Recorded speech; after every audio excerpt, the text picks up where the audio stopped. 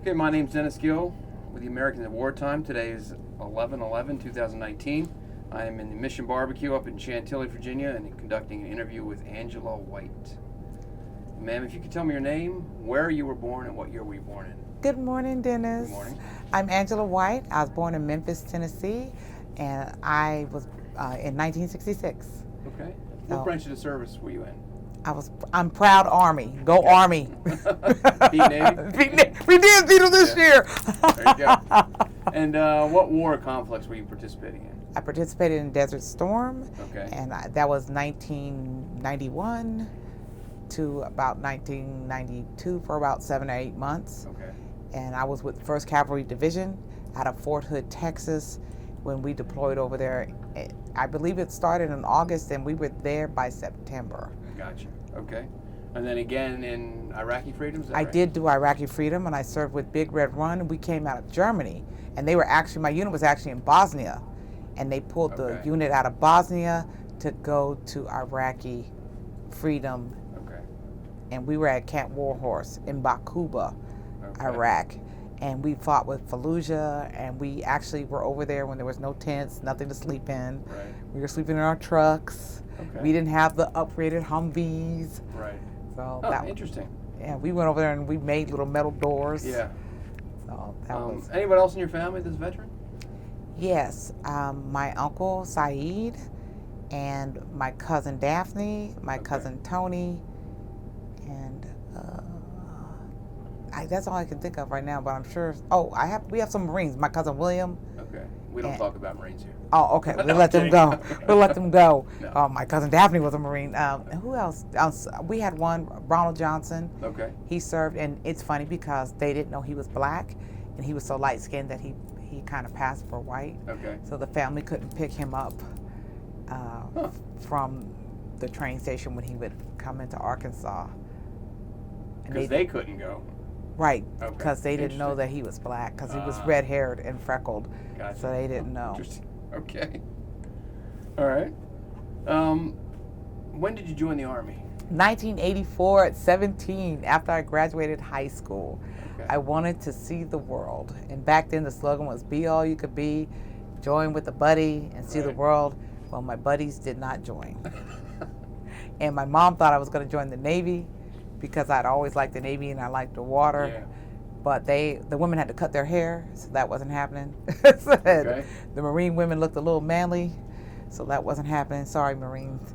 And the Air Force was not around. You could never find that recruiter. Right. So the Army guys said, come talk to us. So, and it was like a bunch of good-looking men. And so I said, Army it is. There you go. The Army. And do you have any plans for what you wanted to do in the Army, or you just kind of let them pick it for you? Actually, no. The Army lets you pick. I wanted to jump out of airplanes and rappel. And they said, no, women can't do that. They said, you're big. You want to be an MP? Because you're tall. Right. And I said, and back then MPs had a requirement. And I Yeah. said, no. I wanted to do psych. And they said, why don't you just do something medical? And I said, medical sounds good. When does it leave? I was concerned with leaving because all my friends were going to college. Summer was over. I wasn't going to college. Yeah. But I wanted to be gone too. So I wanted to get up out of there as soon as I could. Gotcha. And where did you enter service? Where did you? Los Angeles, California. Okay.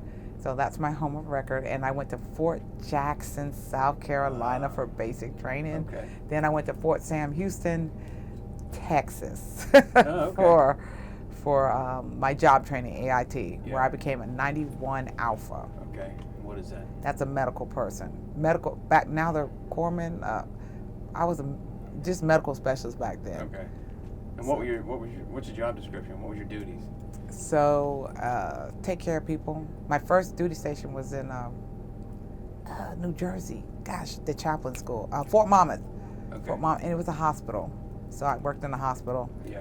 But I was too rowdy, and I wanted to go to Germany, and I wanted to go to war, and I wanted to go to the field. So Right.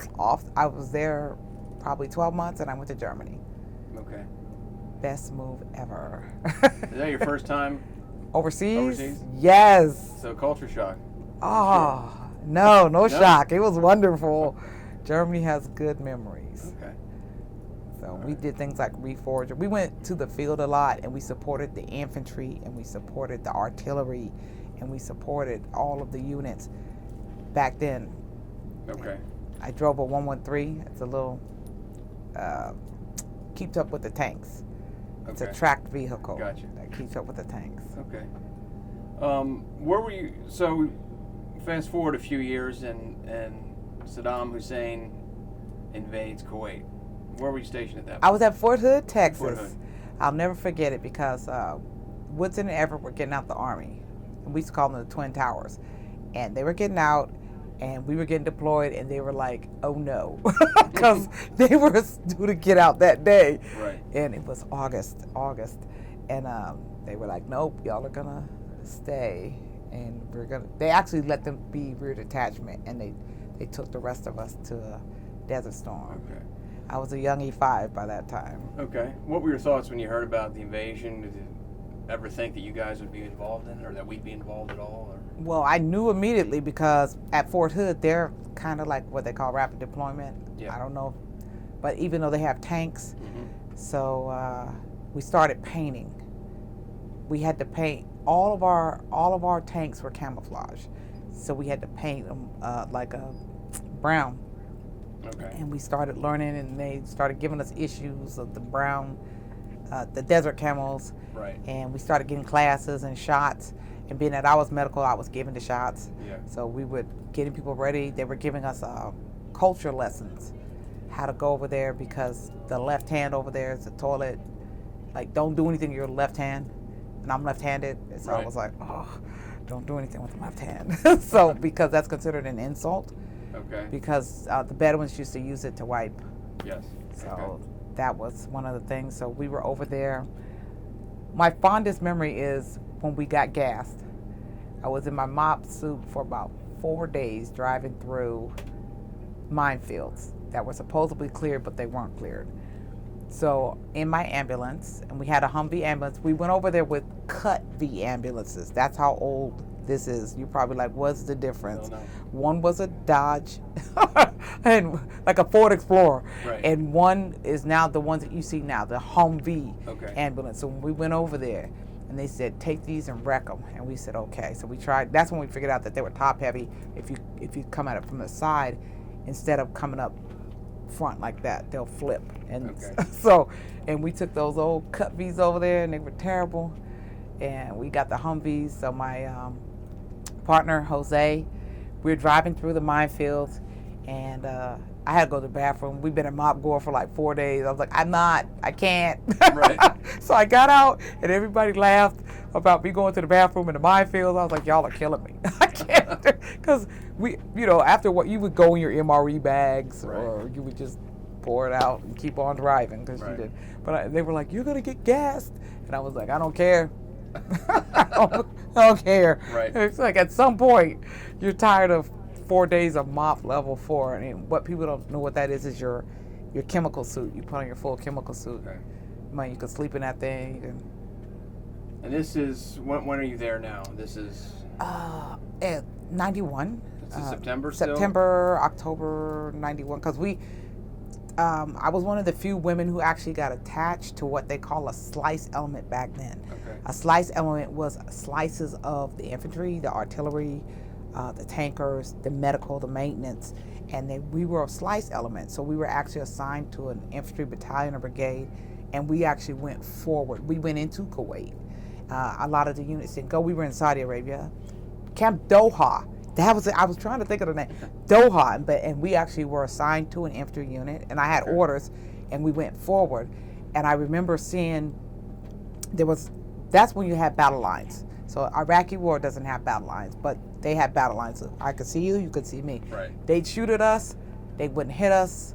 Their stuff would be landing like, and we'd be looking at them like, can we shoot back now? And finally they'd shoot. I could see the enemy, they could see me. Finally we'd shoot like once or twice, and that was it. Then they would give up. They didn't want to fight. And we treat all the casualties, because you have to treat them. If they come with a white flag, you have to treat them. You can't just shoot them. So, well, people think you can, but you can't, because they're giving up. So we would treat them, and I just remember the Snickers commercials now that say, oh, you're not you and you're hungry. Right. That was me, because I'd be like, give me a Snickers, give me a Snickers. So they drive really bad in Saudi Arabia. I remember that. They drive horrible. Right. Like 4 cars will be coming to you. It's a 2-lane highway. They drive bad. But yeah, I remember them giving up easily. We treated people with no butt. It was kind of funny. I'm sorry. That sounds funny. You're like, because the guy like had no butt. And we always had these ab dressings that are really big. They're huge. You had to use them, and we'd all be like, I need a Snickers because it's going to be a lot of work today. Right. So, yeah, I was out front. I'd see them shoot at us. We'd shoot back. We'd treat the casualties. We were in mop gear for a long time. Is this when you first get there, you're not in a mop gear? No. At first, the women couldn't wear anything but their uniform, and the men could run around in shorts because the Muslim people wouldn't allow it, and it was terrible. So at first, the women couldn't even drive, and then the Army said, "Look, half of our force is women. They got to drive the trucks." Yeah. So we did. Eventually we ended up driving, but we couldn't take off our uniforms. We were full, as people say, battle rattle the whole time, and the guys would run around in shorts, even going to the shower. So finally, we got it to where we could at least take off our tops and go to the shower. Yeah. You always had your weapon with you. Right. So, and we stayed in a nasty tent, and everybody got sick because we were this close together. And you're in Saudi Arabia, correct? Right. That's where So that was the first place, Saudi Arabia, and then we went out to Camp Doha, where we were out in the field. And okay. What's going on? So the Air Force and the Navy, I guess the Marine Corps, conducted an air war for some time before the ground war started. Yes. Well, the Marines were actually there first, and then we ended up partnering with the Marines because they went into Kuwait.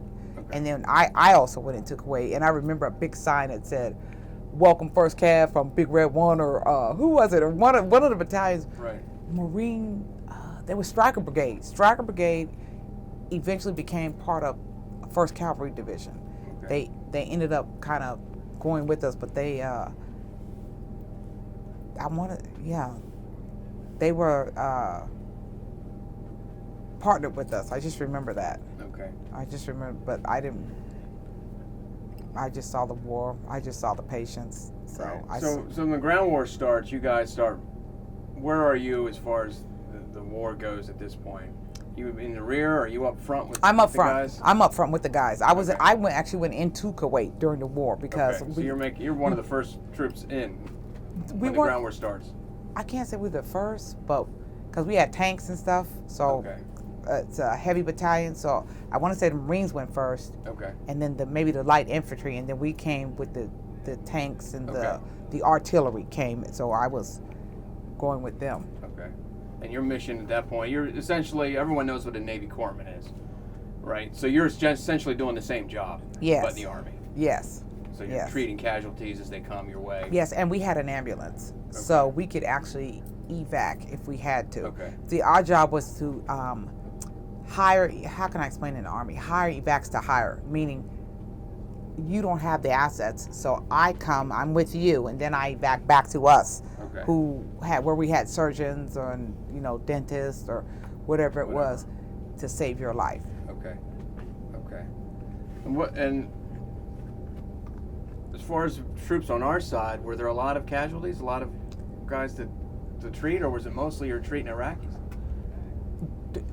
Desert Storm, I treated a lot of Iraqis. A lot of us, some people did get sick, and I guess it might have been because, Saddam did spray gas, and some people got sick, but back then we didn't know what it was, so I can't say that's what it was. Right. But there was regular sickness, get sick. But I did not see a lot of casualties of war from us, but I did treat casualties of war. Okay. I treated somebody though. I can't forget his name. There was some.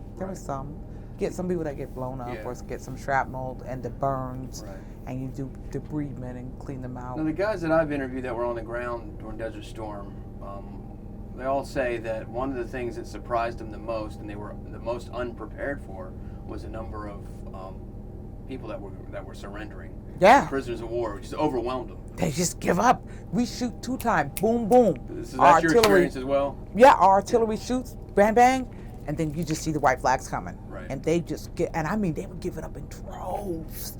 droves, hundreds, and you're like, what do we do with all these people? And eventually, they just had to start leaving them because they couldn't. Right. Because when you pick up a prisoner of war or someone that surrendered, you have to feed them, you have to provide medical care, Right. and if I've only got enough food for me and you, Right. me and my ambulance partner Jose and me, so you're like, What do you do? yeah, what do you do? But I didn't have to give them any food. They would put them in the trucks and like deuce and a half. They would put them in deuce and a half, Right. and kind of keep eye on them and take them back to whatever facility. Right. But back then we were going into the war, so we just had to take them with us. Right. What is the biggest challenge you faced while you're during Desert Storm? Oh, for me, getting a shower. Getting a shower, because women like to take showers, but it was funny because the way they had the system set up, Right. you didn't get hot water all the time. So they would say, oh, it's not a lot of women, so you guys can take a shower from 9 o'clock to 10 o'clock. But all the rest of the time, the guys had free reign. So the women would never get a hot shower. So after a while, the women stopped caring, and we were like, hey, I'm going in. Right. So after a while, it became co-ed, even though they so-called had the hours. People were just like, Right. But that wasn't a big deal. But yeah, just showers and Right. the food, and food was good, Yeah. except for when they ran out. So how long are you there? 7 months, 8 months, 8 months, Right. 8 months. So I And the came ground back in war is April. pretty short at that point. Real short. So what happens? What are you guys doing after the ceasefire? Well, after the ceasefire, you're still picking up Right. It's a big The- question, isn't it? the people giving up, which was weird. You're still picking them up. Then, after a while, they're bringing us back. We're inventorying. We're burning camouflage. That's why I'm laughing, because you have camouflage, and I was like, I thought we burned it all, Right. because it couldn't come back. U.S. Customs doesn't allow us to have whatever dirt or whatever was going on. Right. Couldn't come back. So we are now cleaning these vehicles, and that took forever to get all of the dirt and dust and all of the equipment. So now you're doing inventories, hand receipts, preparing to go back home. Right. And you carried a weapon? All the time. What did you carry? M16. Okay. M16, always. It's, We would name them. Okay. What was yours? Most girls had a guy. Yeah. I don't know. Maybe it was Fred. I don't remember. Most people, because of the way the military was back then, think that women weren't in combat. Oh yeah, I was women in were in combat. combat. We were in combat. Right. And You're on the ground. You're carrying a weapon. on you're the facing ground. The enemy. I'm watching them shooting at me, Right. and they can see me. I can see them, and they would shoot. And I did not shoot because I was not authorized to shoot. Right. I'm only supposed to protect my patients. Okay. But I did not shoot in Desert Storm. Okay. But hey, I was up front, and I wouldn't have been anywhere else. Yeah. You had family back home? I did have family back home. Were you able to communicate with them at all? I was, yeah. Back then was more like letters. Right. Yeah, my niece was born during that Yeah. time. Hey, niece. And so she, matter of fact, when I saw her, she was 9 months old. So I always remember that she was born. So one of my fondest memories is I'm the oldest sister, so I've always taken care of my brother Stephen and my sister Pam. Okay. And I have 2 younger brothers, but during that time they weren't born. Okay. So I'd always make sure they got birthday gifts. So I didn't have anything to send my sister. So I had $1.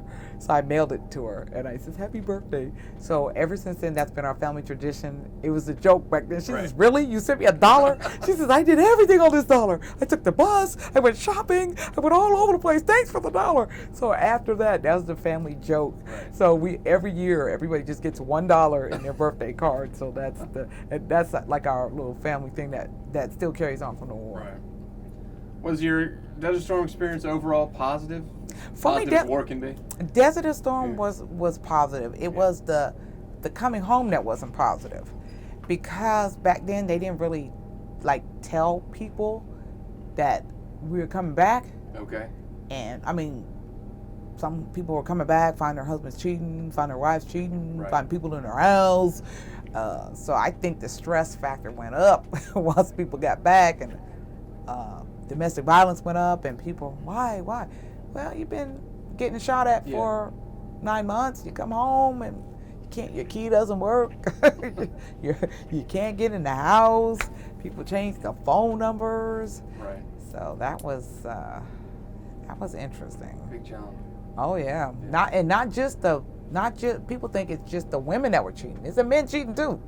So there's a lot of women coming home, and so people were surprised, and I think they learned from that. The Army actually learned, and they realized that they needed to do things a little bit different. Right. Let people know they're coming home. Clean up your mess. Yeah. So, yeah, Desert Storm was. I mean, yes, I saw people. You saw the blood, and it wasn't like a bloodbath. It was. They just gave up. Right. We shoot, they shoot, and they couldn't hit us. Their equipment was inadequate. Right. I literally watch them like they don't have the range. They're not going to shoot us. They're not going to hit us. We'd sit there for hours and they'd just be shooting at us. And when I tell you we shoot once or twice and it was over and they gave up like that fast. Right. Iraq was more brutal. Okay. Tell us about that. Iraq was brutal because you didn't know where they were coming from. And I went over there. So at this time, now I'm E7. Okay. I went from Germany. So I was already in Germany. And then we deployed to Iraq. Right. So I was already away from my home, 2002. You're doing the same job? Yeah. Well, essentially? Yeah, well, now I was a platoon sergeant. Okay. So now I had people underneath me. Okay. But the colonel in support operations wanted me over there, and I would say, I'm never going over to you. And support operations is, they work for the brigade. They support the brigade. And what they do is we do all the classes of supply in the brigade, and you're over it. So since I was a sergeant first class, and I was medical, they needed someone in the medical part because you would be tracking the patients and where this patient went, where that patient went. But yet at heart, I was a platoon sergeant. I didn't want to give it up. So when I went over there, but I had trained my platoon, so Sergeant Moore was ready. He was ready to take over. I kind of needed to get out of his way, but he was an E6. But so eventually, when I deployed, I went as support operations in SPO, and because we were support operations, that moved me to the headquarters company, and the mortuary affairs technician fell under us, and he was a young specialist, Morales, and he was new, and he didn't know anything. So I was over the mortuary and the in the aid station working still. So now my soldiers went forward and I stayed with the battalion, but I did a lot of convoys because they had a policy when somebody died, you have 48 hours to get them to Anaconda so that they could get shipped out. Okay. So, and no one traveled at night because Iraqi would blow you up. And what I mean by that, we learned, and the guys, I had an uncanny sense because I went over there with the thought process of, it's not my time. This is not my time. So it was not time for me to go. So I acted like it was not time for me to go. Meaning if someone blew you up over here and everybody was running that way, I'd run to the blow up because I would need to see if somebody got hurt. We needed to do accountability. Right. So I saw 76 people buried while I was in Iraq. 36 were American and 40 were Iraqi. And you're probably going to ask, how did the Iraqis get shot? Well, if they didn't stop because they would blow us up. So if they didn't stop when we said stop, we would shoot them. Because how do I know that you're not coming to blow us up? Right. So even, it's kind of funny because I don't want to get political, but during the campaign season, you saw one of the Gold Star family, Mr. Khan. Yeah. I served with his son. Okay. Kumin Khan was truly a hero. People don't even know what he did. So we had just gotten to Camp Warhorse. We drove in from Kuwait to Camp Warhorse. It was like a 2-day drive. Nobody really slept. We didn't have these up-armored Humvees. We just had Humvees and we put like a metal door. Right. What year is this? This is 2004. Okay. 2004. So early on.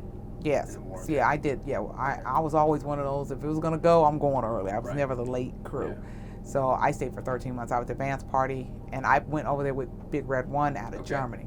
Okay.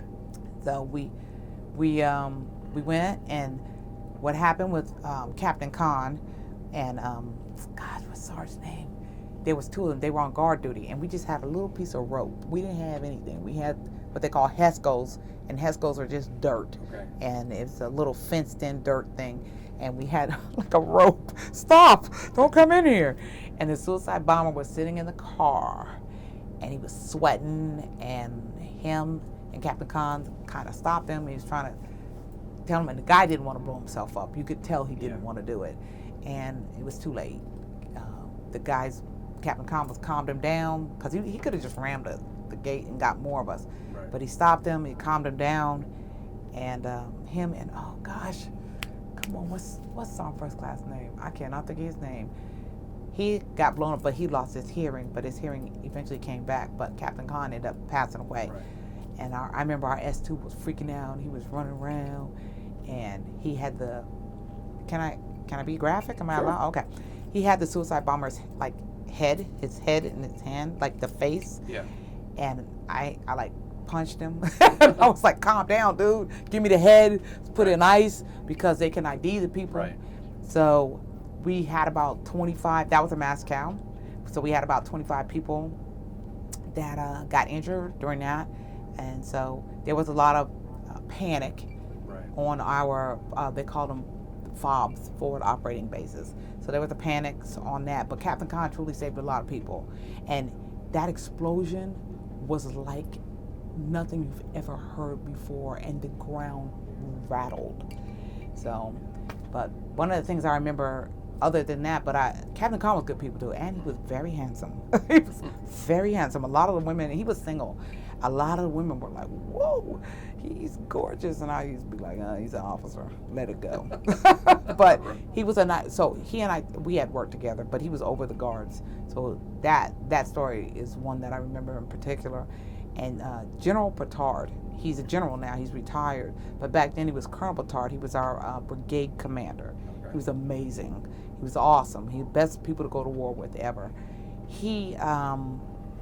Dana Petard, Colonel Dana Petard, was our brigade commander, 3rd Brigade. And his driver got shot in the head.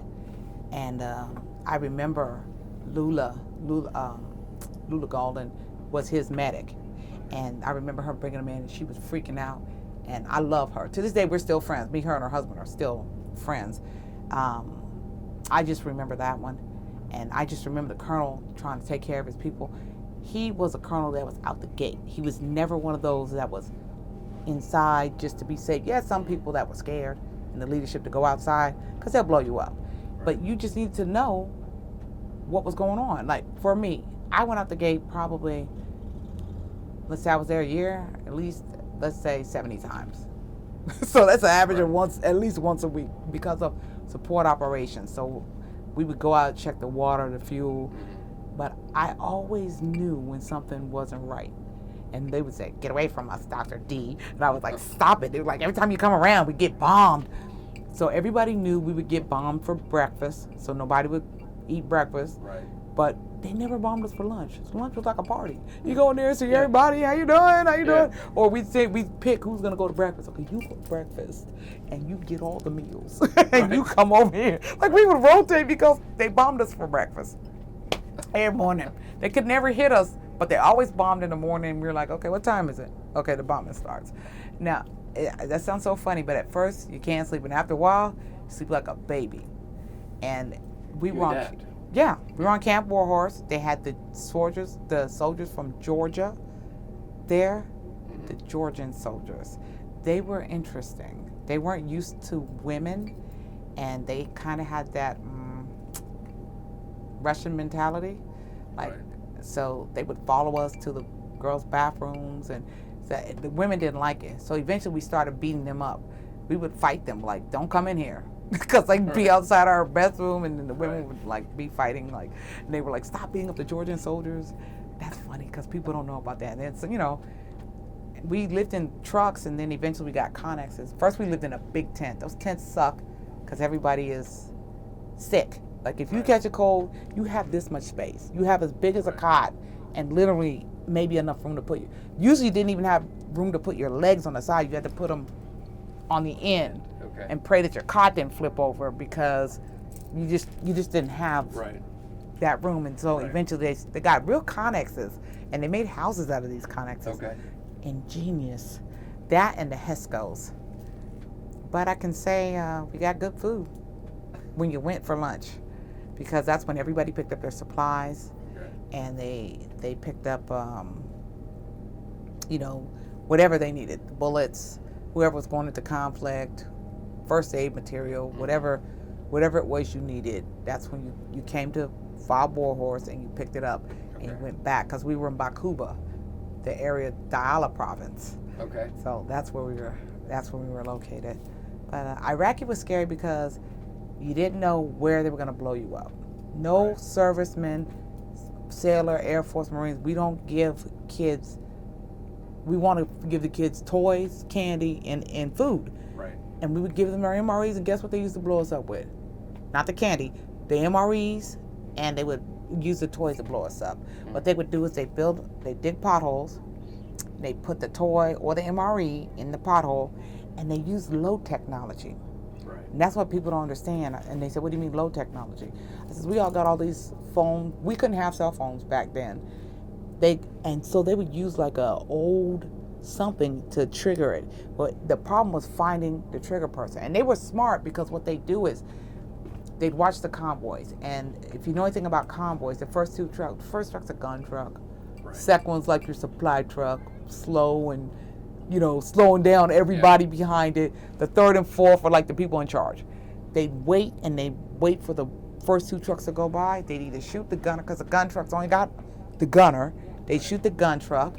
They'd blow it up, and they'd come steal supplies, because we cut off their lines of supplies. Right. And because if you see that truck in front of you get it blown up, you're not going to drive over it. But I always knew when they were going to blow us up. If there were no children on the road, if there were no animals, because they also put bombs in the rear ends of donkeys and camels, and they let them pass the convoy, and they blow them up too. So that was interesting. So my gut never failed me. So a lot of times you go to Anaconda for stuff to fly out, to pick up so Anaconda was a bigger resource that you would go, that I think everybody kind of went to Anaconda.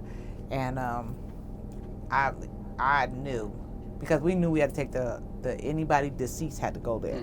So usually the specials would go, or I would go, and I always would end up, especially when you get a dumb new lieutenant who doesn't know anything. You're just coming in. Right. So that was it. But one of the nights that I remember was we used to call it a Raging Cajun. So the colonels changed positions during the war. So we started off with one colonel, and then we ended up with another one, Major Harris, and then she became Colonel Harris. And she's from Louisiana. We called her Raging Cajun. We were getting ready to leave. Most people die when they get there and when they leave, because you get careless. Right. So you're new, you die because you don't know, and then you die because you're careless. So you have that overlap of the death rates going up. So we were getting ready to leave, and I was advance party, so I went there first. So that means I'm staying late to get everybody out. Yeah. And one day the new unit was coming in, and the tank flipped, and their grounds couldn't hold our vehicles. Our vehicles were way too heavy, and everybody in that tank died, and we had to get them out. And they basically suffocated in the mud and dirt. Yeah. And I'll never forget me, Major. It was all of support operations. Rogers, Shields, Captain Woodlock, Lieutenant Torres, and one person was in the office. The night crew was in the office. We were all out there trying to drag these 260, 80-pound men out of a tank, a full crew. Yeah. And we had to put them, we were trying to load, and they were all so muddy, and they were bloated because they had suffocated. Yeah. They had suffocated because there's no way to get out. Once the tank flips over, the back hatch couldn't open, and so that was something I say will always, we all know that happened, and there was a bonding going on there. So there. And because I was over the mortuary, things you have to do in the mortuary are, one, you have to identify the body. So because you might give me your jacket and I'm wearing it because I'm cold. Right. And so if something happens, my platoon sergeant's chain of command had to come and ID the body. So because I had that young specialist, I always had it set up. I had the chaplain, the doctor, and I got it like it was that's kind of bad, but I had a good system because I always knew that somebody was going to pass out. So you have the young specialist, we show the body, they identify it, you look at the chain of command because they look like they're about to pass out, you know, like either the lieutenant, the platoon sergeant, the first sergeant, company commander, battalion commander, sergeant major. One of them came and identified, not just anybody. We inventoried the artifacts, and so if anybody had money, it always took 3 people to do the serial numbers. A lot of people don't know that. Okay. And you do the money separately. Yeah. But everybody counts the money, and all 3 read each serial number, and that goes with the deceased. Some things don't go with the deceased, and I don't know if I should say it. Well, what the heck? But you don't send pictures, because even if he has pictures on him, because you don't know who those pictures are. And you don't ever want to send a picture and it's the girlfriend, it's the boyfriend, and he's married or she's married. Gotcha. So you don't want that. So you don't ever send the pictures. But everything else goes. The money, the wallet, and that has to be done by 3 different people. Somebody not in the morgue has to come in and do it. So that's why I always had the chaplain up there. He's pretty, you can't trust a chaplain. And the chaplain would, administer the rites. The doctor would pronounce death. Right. And people always say, that's backwards. I said, no, the chaplain always blessed them first before we said that they were dead. So whatever their religious was, we blessed them. And so I don't know. I could go on and on about Iraq. Iraq is interesting. Yeah. I went into the city one time, into Bakuba. I don't think I'd ever been so afraid because our people were just kind of holed up in a police station. And the city could have overrun us at any time they wanted to. Right. You probably had like 20 soldiers in this police station, and that was where they lived every day. And you never knew who was your friend. And I think that was the problem during Desert Storm. Yeah. So, and you'd also know when they're going to blow you up, because if certain workers don't show up that day, because the Iraqis work for us on our farm. If certain workers didn't show up, you'd be like, it's going to be a bombing. They must have told. They know, yeah. Mm-hmm. So you just started learning your instincts. If you don't have good instincts, you ain't gonna make it out of war. Did the Iraqis that you dealt with, were they happy that we were there? Indifferent? Couldn't wait for you to leave? They didn't want us to leave. The Iraqis were wonderful, and they were. Do you know? I was there for the vote when they did the vote, and so when you see them on TV doing this. Yeah. It wasn't the peace sign. It meant they voted. They put their 2 fingers in. And the bad people, the insurgents, that's what you used to call them, the insurgents, were threatening to kill them up, blow them up. And you know what? People still were carrying people on their backs, walking miles and miles and miles to vote. They were so happy we were there. And the Kurds were amazing. Mm-hmm. The Kurdish army helped us, and they come in and they say, I'm Kurdish. I'm Kurdish. And they were so happy. And they would just, well, the Kurds were the Kurds. They always had goodies for us. Yeah. And so we would give them goodies, and we weren't supposed to, but we did, because we're like, this dude risked his life, and we knew. And the Kurds would tell us the Kurds speak English too very well. Right. And they've been helping us for years. They said since the 80s. Mm-hmm. And so the Kurd people would always tell us, if they catch us, if the Sunni or Shia catch us, they're going to burn us. And they're going to not just kill us, but they're going to burn us and string us up. And I was like, wow. I was kind of hurt with what's going on now, because the Kurds have always supported us. Yeah. They even fought with us. And they were very proud, and they've been helping us for a long time, even with the interpretation, everything. And the Kurds used to bring our gas.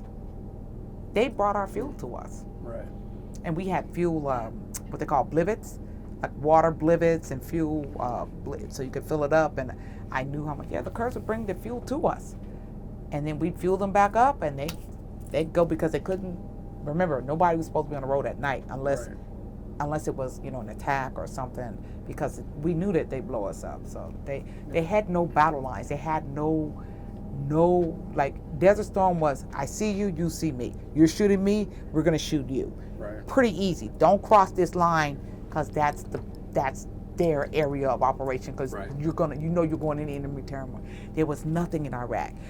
A kid would blow you up. A woman would blow you up. A dog, a goat, and a donkey would blow you up. A camel would blow you up. So people working with you would blow you up. So there was no concept of right and wrong Right. or where it comes from. But on the flip side, it was beautiful. I did get to see, I had to go to a court martial. Somebody got court martialed. The military drives on, and I Right. was a witness. And we had to go to one of Saddam's palaces. Oh, it was amazing. The artwork, and to think that you're in the Euphrates and you hear about Right. these things in the Bible. Right. And then when you equate it, how beautiful some of this stuff was, I think they were just lost people, and they appreciated us, and they voted for the first time in their lives. And I mean, they dragged people. You saw old women like 80 put like the 90-year-old on her back, Right. carrying them to vote. Right. And they had such a turnout. They're more than us in the United States. Sure. They had a huge turnout. So it was interesting.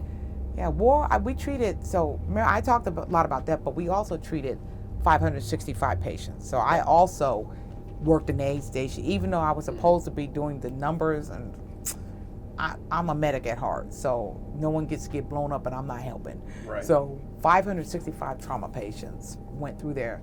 Now, this time was different. Remember before I said I was out front and I evac. Right. This time we actually had a surgery team up front. The Army had realigned itself. We had a forward surgical team, and it wasn't the best surgical team, but they'd break a table out this big and they'd do surgery. And we had a dentist, and who was a special in mouth, airways. Okay. The dentist, even though he was there, airways. We had PAs. I love, big ups to my PAs. Physician assistants are amazing.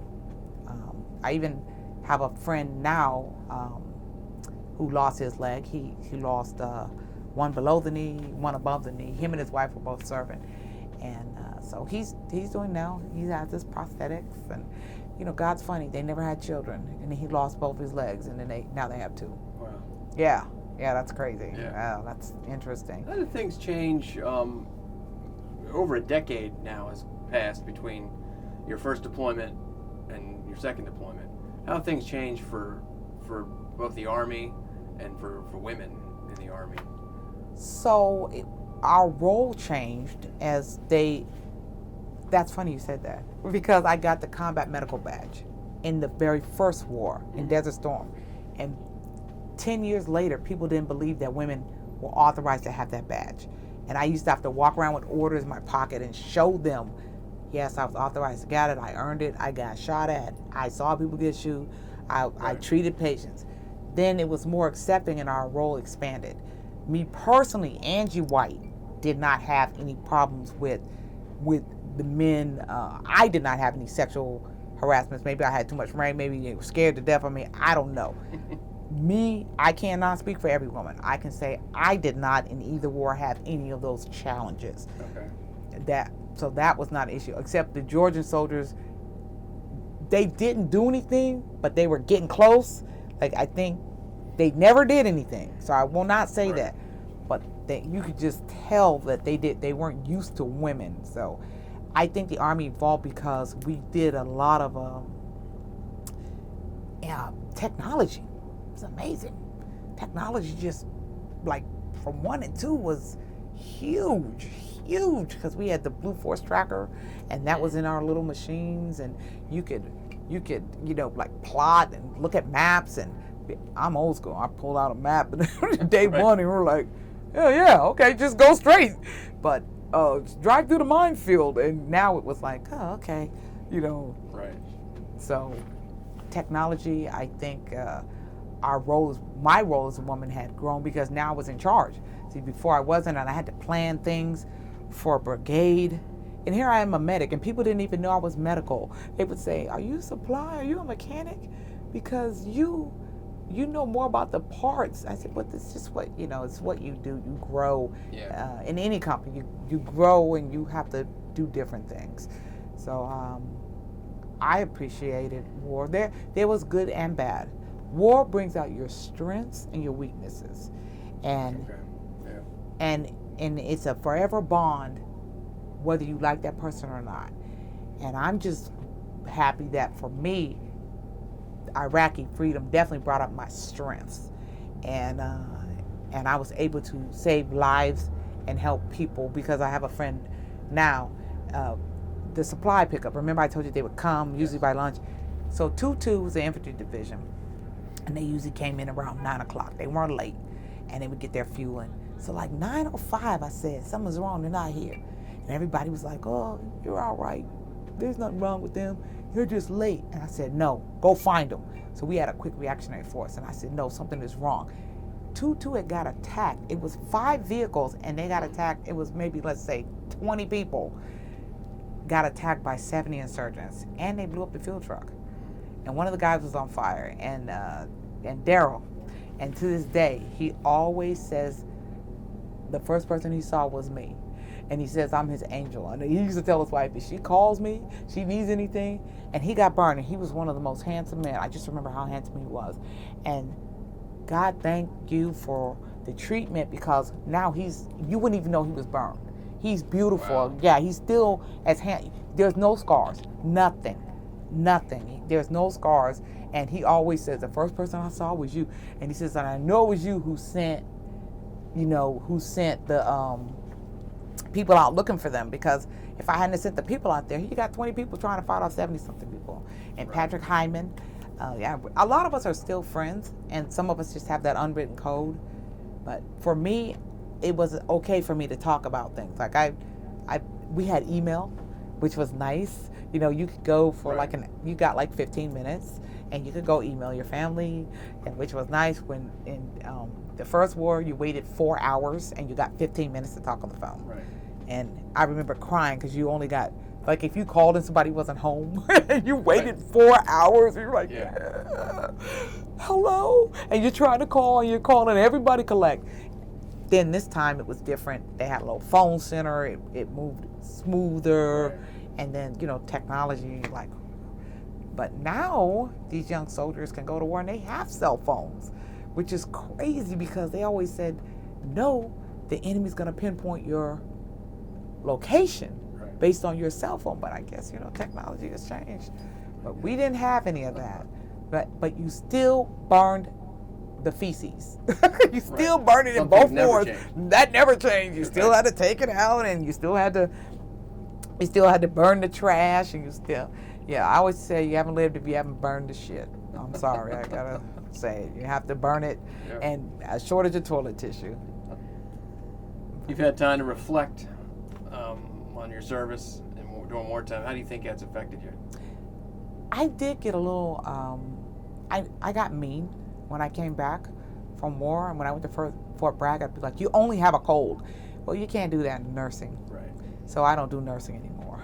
And because I was kind of like, after seeing people with no arms, Yeah. trying to help other people, this dude don't have an arm, but he's trying to help you, but he doesn't know he doesn't have an arm. And you can't say you ain't got no arm.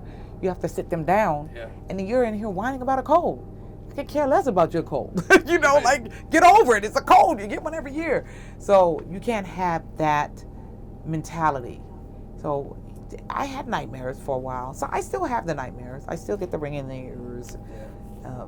because I was near a couple of blow-ups and get the ringing in the ears, and I just but I choose to be happier. Do I have PTSD? Sure, I have it, like everybody else. Do I sleep? Yeah, sure, no. Sometimes I get like apprehensive, like sitting, I know your door shut. So, Right. but you get apprehensive. You just do. It's something Right. you do. Do I miss the Army? I love the Army. I loved my 24 years, and I couldn't have done it any other way. I'm happy now. I love it.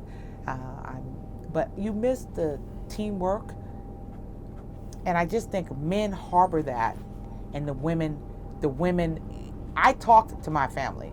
I didn't know the things I was saying to them until my aunt printed out every email I ever sent the family. My whole family got computers when I went to Iraq, because I want them to keep Right. me.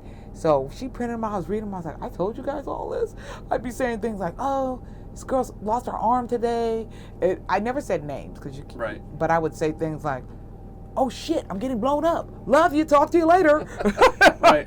I didn't know I said that to my mom and my grandma, but I didn't hide it. So for me, when I go to the PTSD treatments, it's not as, I don't think it's as bad, but I think men tend to internalize that because they don't, who do they talk to?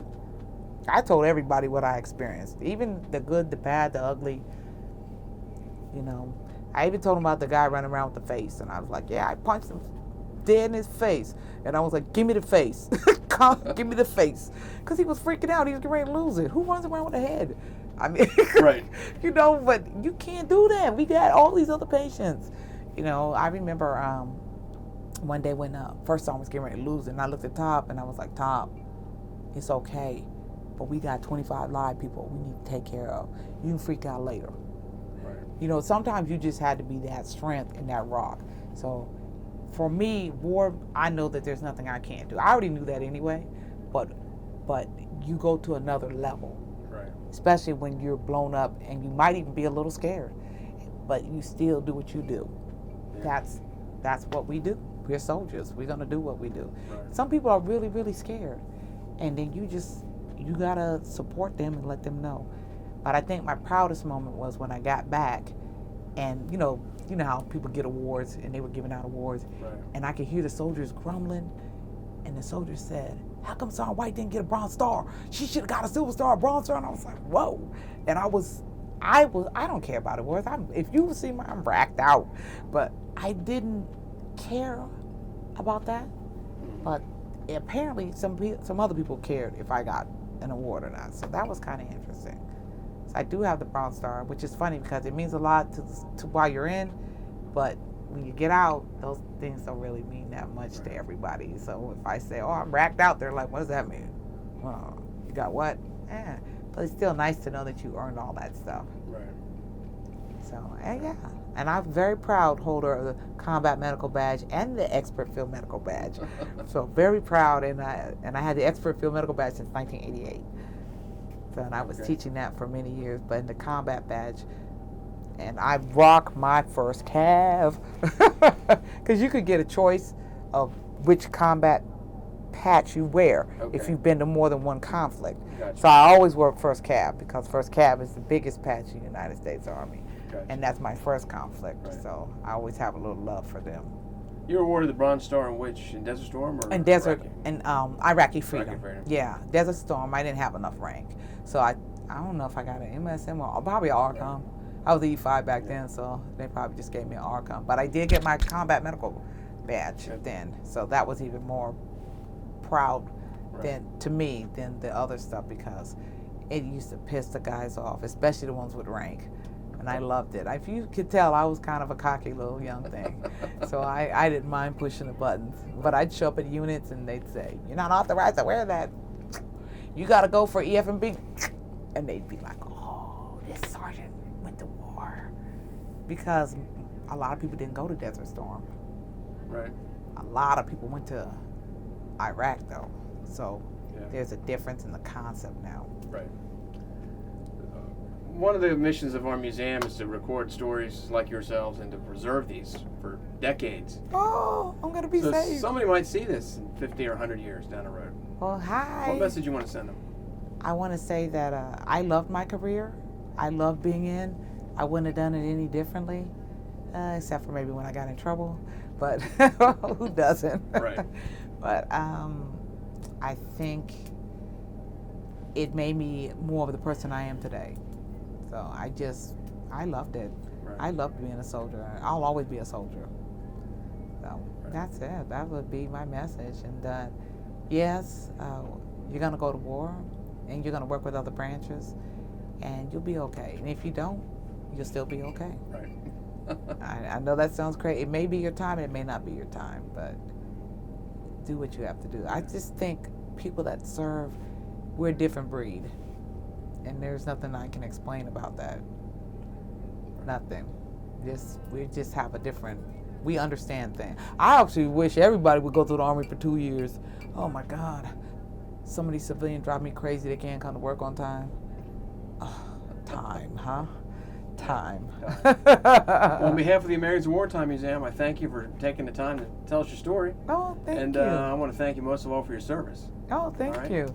Thank you very much. Oh, I appreciate and it. I want to present you a little gift. Oh, I get a token. coin. How Challenge cute. coin. Just say thank you. Right. Well, great. Oh, that's cool.